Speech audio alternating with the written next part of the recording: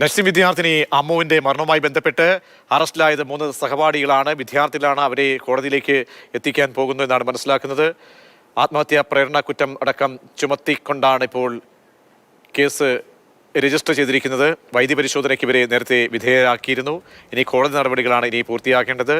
ആത്മഹത്യാ പ്രേരണ കുറ്റം അടക്കമുള്ള കാര്യങ്ങളാണ് ഇപ്പോൾ ചുമത്തിയിരിക്കുന്നത്. അങ്ങനെ പോലീസ് അതിൻ്റെ നടപടികളിലേക്ക് കടക്കുകയാണ്. അല്പസമയത്തിനകം കോടതിയിലേക്ക് 3 സഹപാഠികളെയും എത്തിക്കും എന്നാണ് മനസ്സിലാക്കുന്നത്. അബിലാലുണ്ട്. അബിലാൽ, കോടതി നടപടികളിലേക്ക് ഇനി കടക്കാൻ പോവുകയാണല്ലോ. അതിന് മുന്നോടിയായിട്ടുള്ള നടപടിക്രമങ്ങൾ, കസ്റ്റഡിയിൽ ഉണ്ടായിരുന്ന അവസ്ഥ, ഇപ്പോൾ 3 പേരും ഇപ്പോൾ എവിടെയാണുള്ളത്?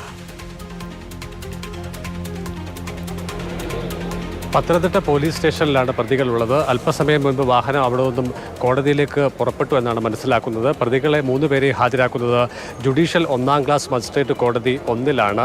സ്വാഭാവികമായും ഇവർ റിമാൻഡിൽ പോകാനുള്ള സാധ്യതയാണ് കണക്കാക്കപ്പെടുന്നത്. പ്രതികൾക്ക് വേണ്ടി ഒരുപക്ഷെ ജാമ്യാപേക്ഷ ഇഘട്ടത്തിൽ സമർപ്പിക്കാനുള്ള സാധ്യതയും നമുക്ക് തള്ളിക്കളയാൻ ആകുകയില്ല. എന്തായാലും കേസിൽ ഒരു നിർണായകമായ നീക്കം നടന്നത് ഇന്നലെയാണ്. അതായത് നഴ്സിംഗ് വിദ്യാർത്ഥിനി ആത്മഹത്യ ചെയ്ത് കൃത്യം ഒരാഴ്ച പിന്നിടുന്ന വേളയിലാണ് നിർണായകമായ പോലീസ് നീക്കം ഉണ്ടായിട്ടുള്ളത്. അതിൽ വിദ്യാർത്ഥി സമരങ്ങളും ആക്ഷേപം കടുപ്പിച്ചുകൊണ്ട് കുടുംബാംഗങ്ങളുടെ പ്രതികരണവുമൊക്കെ തന്നെ കാരണമായിട്ടുണ്ട്. ഏറ്റവും പ്രധാനപ്പെട്ട വിഷയമായി പോലീസ് പരിഗണിച്ചത് എന്ന് നാം മനസ്സിലാക്കുന്നത് ആദ്യഘട്ടത്തിൽ ആത്മഹത്യയ്ക്ക് തൊട്ട് മുൻപായി അമ്മുവിൻ്റെ പിതാവ് നൽകിയ പരാതിയിലെ പരാമർശങ്ങൾ തന്നെയാണ്. ആ വിഷയത്തിൽ അന്വേഷണത്തിനായി പ്രത്യേക അധ്യാപക സമിതിയെ കോളേജ് തീരുമാനിച്ചിരുന്നു. അതിൻ്റെ അടിസ്ഥാനത്തിൽ അന്വേഷണം നടന്നു വരുന്നതിന് ഇടെയാണ് കഴിഞ്ഞ വെള്ളിയാഴ്ച വൈകുന്നേരം 4:50 വിദ്യാർത്ഥിനി താമസിക്കുന്ന NSS വർക്കിംഗ് വിമൻസ് ഹോസ്റ്റലിൻ്റെ 3ാം നില കെട്ടിടത്തിന് മുകളിൽ നിന്നും താഴേക്ക് ചാടുന്നത്. തുടർന്ന് ആശുപത്രിയിൽ പ്രവേശിപ്പിക്കുന്നു. അതിനുശേഷം വിദഗ്ധ ചികിത്സയ്ക്കായി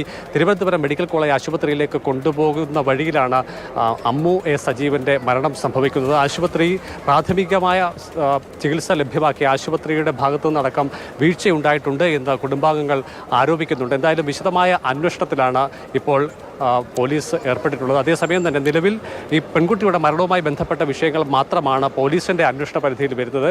ചികിത്സാ വിഷയങ്ങളുമായി ബന്ധപ്പെട്ട കാര്യങ്ങൾ 3 പേരെയും കോടതിയിലേക്ക് എത്തിക്കുന്ന മുറയ്ക്ക് നമുക്ക് ആ വാർത്തയിലേക്ക് തിരികെ എത്താം.